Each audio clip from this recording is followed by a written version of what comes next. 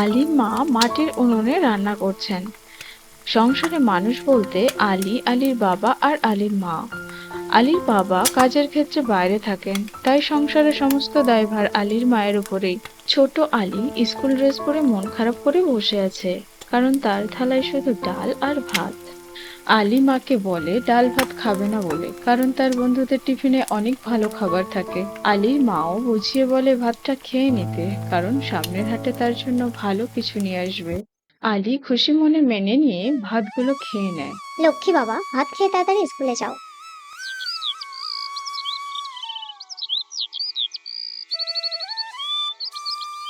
এরপর আলী একা একা স্কুলে চলে যায় পায়ে হেঁটে।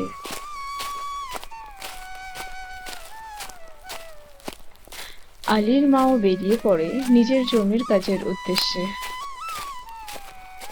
বাড়িতে আলীর বাবা না থাকায় দুপুরের কড়া রোদে ধান কাটতে লেগে গেছেন।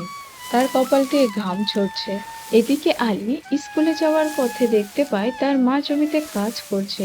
সে আড়ালে দাঁড়িয়ে থেকে দেখে তার মা কত কষ্ট করে টাকা জোগাড় করে। তার চোখে জল চলে আসে। স্কুল থেকে বাড়ি ফিরে আলী জানালার ধারে বসে কান্না করে আর ভাবে তার মা কত কষ্ট করে সংসারটা চালায়, আর সে একটিও কাজ করতে পারে না। আলীর মা কাজ থেকে ফিরে আলীকে ডাকতে থাকে, আর আলী চোখ মুছায় ব্যস্ত। আলি, দেখ তো টিফিনটা খুলে তোর জন্য কি নিয়ে এসেছি। খাবারটা পছন্দ হয় নাকি? আলী তখন ছুটে এসে মাকে জড়িয়ে ধরে আর খুব কান্না করতে থাকে, আর মাকে বলে, তুমি এত কষ্ট কেন করো মা? আমি এই ডাল ভাত খেয়েই বড় হব। ধুর পাগল, তুই ভালো থাকলেই আমি ভালো থাকি। নে এবার খাবারটা শিগগিরই করে খেয়ে নে তো। দুজনে তখন খুব খুশি। আসলেই মায়ের ভালোবাসার চেয়ে দামি আর কিছুই নেই।